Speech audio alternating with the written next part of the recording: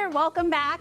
Today we're going to tackle a topic that hits home for many of us, and yes, I use the word us. It's a we thing, oversharing or TMI, especially if you have ADHD. Have you ever found yourself spilling way more than you intended to? You're definitely not alone. I am right there with you. And one of the reasons I focus on this topic is because I have always struggled with oversharing. And I always say I'm like a reformed oversharer. And tomorrow I might overshare and come back. I wanted to talk about this topic because I think it is something that people are really interested in, and I definitely don't want to make anyone feel the cycle of shame or self-conscious. This is all about learning what oversharing is and seeing what you decide you want to do and how you want to approach sharing. Hi, I'm Caroline Maguire. I'm here to talk about all things ADHD and friendship. Please like this video, subscribe to the channel, click everything. And if you are watching the videos but not subscribed, it would really be a huge favor for you to subscribe. I appreciate it. So, what is oversharing? Oversharing can be described as giving more personal information than is sort of appropriate in the situation. For adults with ADHD, this can happen more frequently. First, let's normalize this oversharing topic. Sharing is caring, right? But sometimes those of us with ADHD share a bit too much, too impulsively, with emotional intensity, and we have unique social processing styles, and that's part of our charm. You might empathize with the pain of hearing the words TMI. If you've experienced the awkward silence after sharing too much, yes, I have. Knowing that we've all been there, it's tough, but understanding why it happens can really help. Let's break it down. It's impulsivity and communication partly. ADHD affects impulse control. We often speak before we think. I don't know about you, but I was told as a kid like a million times. Like if I had a dime for every time someone said think before you speak, I would be so rich. But it's not that simple. For those of you watching who might be the loved ones of neurodivergent adults, it is not that simple, or parents, to just stop and think before we speak. If we could do that, we would do that. There's the emotional intensity. We feel deeply and we want to express those emotions openly. There's difficulty gauging social cues. Reading subtle hints when someone is uncomfortable can be challenging. So sometimes maybe we do read cues, but when we're uncomfortable, we miss stuff. Hyperfocus. Our thoughts can flow rapidly, leading to a stream of consciousness style of speaking that might lead me to share my social security number and the history of trauma in my family just as much as I might share my love of a new restaurant. Desire for connection. We overshare to build bonds. It's actually part of the neurodivergent communication style, I would argue,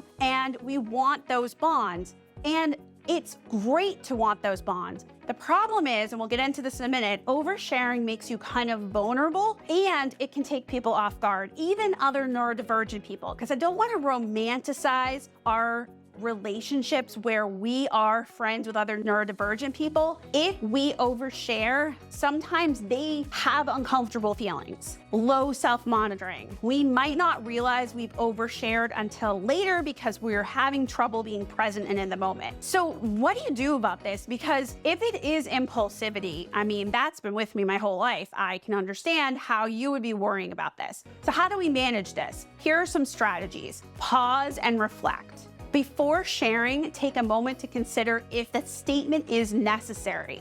So one of my slow down strategies is to take a deep breath and count 2 beats. And if you practice just the slow down strategy, right? Forget about the practice oversharing. Just practice the slow down strategy. This is a mindfulness strategy. I have actually had personally a lot of luck with this. This is not a once I was a person who did this and then the next day I stopped. This is about curbing, being more present, saying what you mean to say, and getting rid of that self-regulation hangover I talk about where like you feel really bad about stuff you've done. It's also about setting boundaries and knowing what you're comfortable sharing and coming up with some rules for yourself where there are topics that you might feel like, when I talk about this, I tend to overshare, or I don't want to share that piece of my life anymore with strangers or people I don't have trust with. And another thing is seeking feedback, asking trusted friends to gently point out when you might be oversharing. This is a tricky one to me. A lot of people advocate it. I want you to ask the right person, so I'm not like the biggest fan of that one. Practice active listening. Focus more on listening than talking. I know, easier said than done. And this is a good one, is to become comfortable and practice impulse control. Remembering to enter conversations thinking of those things you don't want to overshare. And that's why I have the slow down strategy, because that is easier said than done. But if I slow down and I take those 2 beats, then I'm more likely to be present. I'm more likely to remember my intention, and I'm more likely to realize. I have many videos where I talk about pivoting as well, because one of the things we fall into is that we're like, I overshared, and then we just keep going. We can pivot. We can get out of the oversharing. So see my videos for that. I always try to use my social spy technique also, and like watch other people and how they conquer certain topics. So in the workplace, when I had a difficult boss, or a boss who I thought was, a toxic narcissist, instead of saying he's a toxic narcissist, I would watch what other people did, and then I would pick up little phrases like, he's an interesting person. And I would use those phrases, since sometimes I was at a loss of how to address a topic without oversharing. And it's a learned skill. I can't tell you how much I love this topic. Is that oversharing when you share about a topic you love? I think it's a special interest in info dumping. But thank you for joining me today. I have many more videos about this topic that I'm making, because it is something all of you are calling for. And it is, I would say, one of my favorite topics, and something I've helped thousands of people to curb. And I'm always a work in progress for it. So please don't enter the shame cycle. This is something that takes time. Bye, friends.